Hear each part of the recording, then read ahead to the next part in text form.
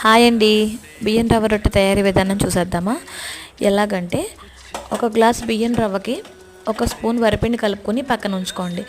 అలాగే ఏ గ్లాస్తో బియ్యం రవ్వను కొలుచుకున్నామో ఆ గ్లాస్తో 2 గ్లాసులు వాటర్ని తీసుకొని బాగా బాయిల్ చేసుకుని దాంట్లో నానబెట్టిన శనగపప్పు కానీ పెసరపప్పును కానీ వేసుకొని హాఫ్ బాయిల్ చేసుకోండి.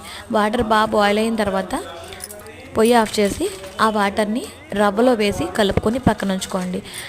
ఉండకట్టకుండా బాగా కలుపుకోండి. తర్వాత మూత పెట్టి ఒకసారి మగ్గనివ్వండి.